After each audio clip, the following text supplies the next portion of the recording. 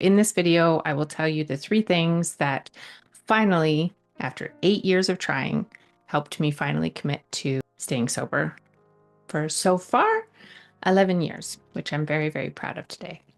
So the number one thing is I surrendered to all the labels that I was fighting. I was fighting labels of mental health diagnosis. I hated the word alcoholic. I did not accept it. I hated single mother label. I hated all the different labels that society, it felt like everyone, society, everything was just like constantly putting these labels on me to, I don't know, my mother used to say labels are for soup cans so people know what's in them. That's not how I identified myself. That's not how I wanted to identify myself. I think there's nothing more important than your identity, than who you are. So I really fought that. I fought that a really, really long time. And I finally, when I wanted to stay sober, when I committed to staying sober, I gave up the fight. I gave up the fight of all these labels. And I just stopped fighting all the problems and I focused on the solutions. As soon as you identify a problem, you're halfway to the solution. So I prioritized self-care. I started taking medication. I started resting. I stopped trying to compete and compare myself with two-parent families, which was something that I did a lot. And I started doing the things that I didn't want to do, which at that time was going to meetings and doing step work and just doing these things that I didn't want to do because I did not accept those labels. When I accepted myself, when I accepted these parts of myself that I was constantly rejecting, I was able to recover. That was definitely key for me. The second thing is I made a promise that I wanted to keep. A part of my story is that my mother passed away in February 2013. And when she passed away, I had a conversation with her. And on her deathbed, and I promised her that she could go in peace and that I would take care of myself and I would take care of my children and that she didn't need to worry about us. So that was a promise that I wanted to keep, but I didn't right away. And then I hated myself for not keeping that promise. And I knew that if I kept breaking that promise, that I would suffer and I would hate myself. June 9th, 2013, I was able to commit again to my sobriety and try again. Up until that point, I think that I was kind of practicing a new way of life, and I think that there is value in that. I practiced a lot. I practiced for 8 years of learning different things that worked and didn't work. And there was a lot of value in that and a lot of learning and growth in that. However, when I finally made the commitment to my sobriety and to keeping that promise to my mother, I had to figure out what I needed to keep that promise. The third thing that changed my life and helped me commit to my sobriety was alignment. Alignment with my career and my life in recovery. Just all one, all going the same way. That was a huge piece for me. So up until that point, I was trying to do stand-up comedy. I had written a book, but I just didn't know how to get involved in recovery.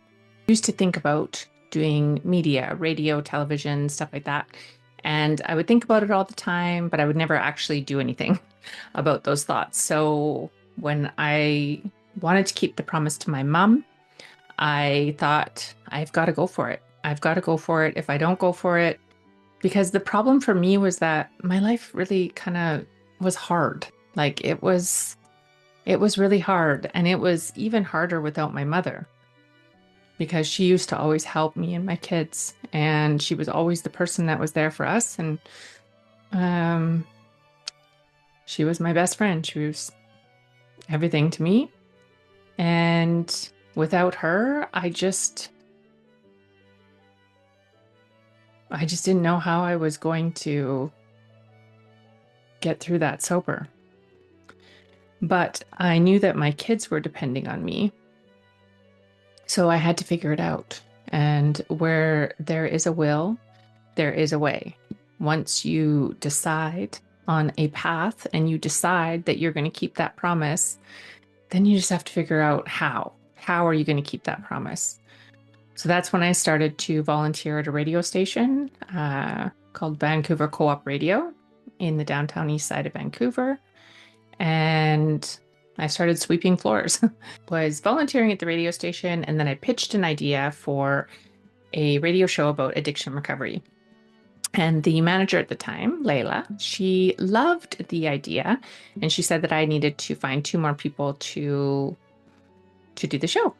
So then I ended up meeting 2 guys from the Last Door Recovery Center, and we began Talk Recovery, which is a program that I did for 5 years, and it was really exciting, and it kept me clean and sober for 5 years because I did not want to lose that opportunity. And I do think that you kind of need something that you want more than you want your addiction, or more than you want a cigarette, more than you want a drink, something that you want more.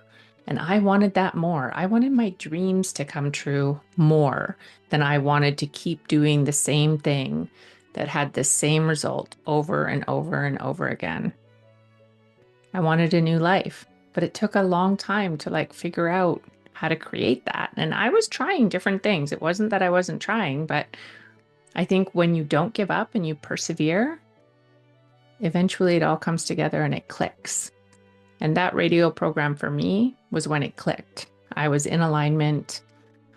I was all in. My life was going in one direction. I had finally made a commitment to my sobriety. I had practiced coping skills long enough. I was prepared. I was prepared for my new life in recovery. And honestly, it's the best thing I've ever done. It continues to evolve. I continue to find ways to make life exciting.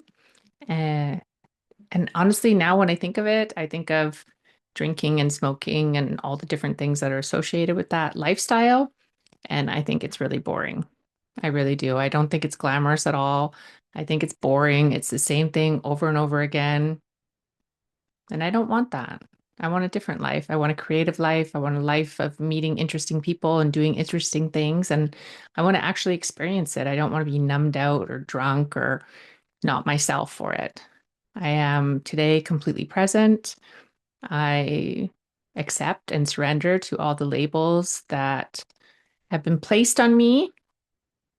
And I thank them. I thank them because those labels opened up doors for me and allowed me to accept myself wholeheartedly without reservation.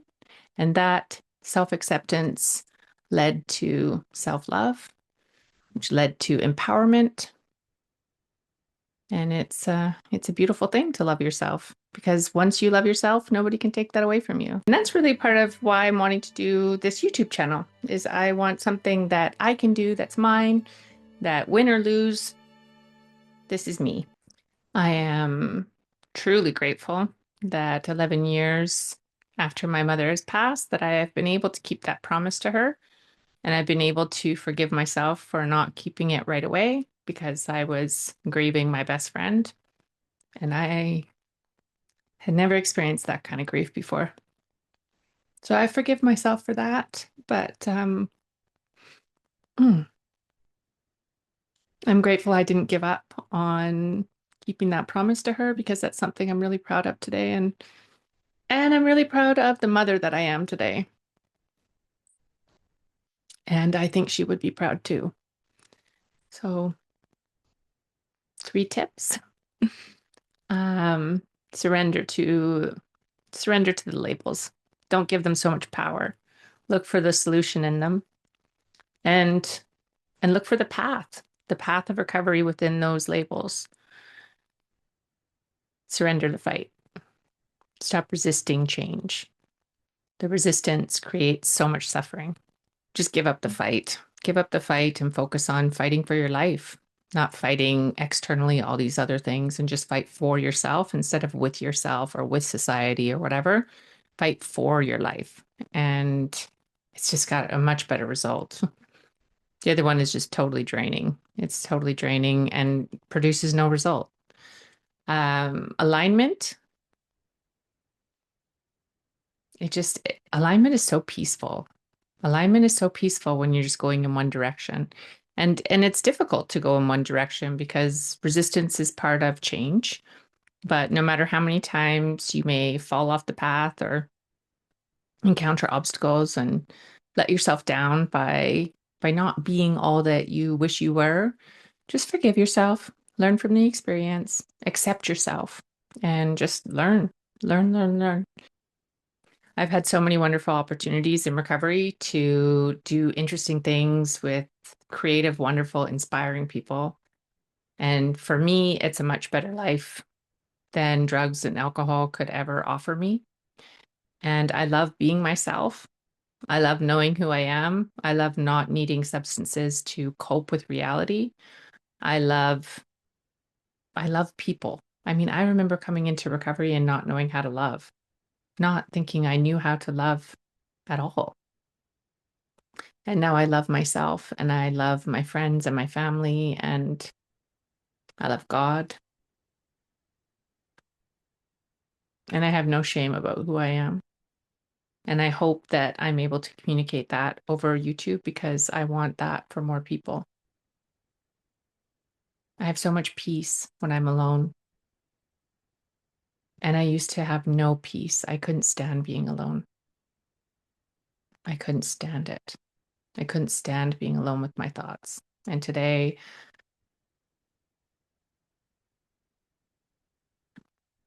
yeah, I love my life. I love myself.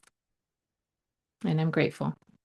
And if you enjoyed this video, I would love it if you would, thumbs up and subscribe.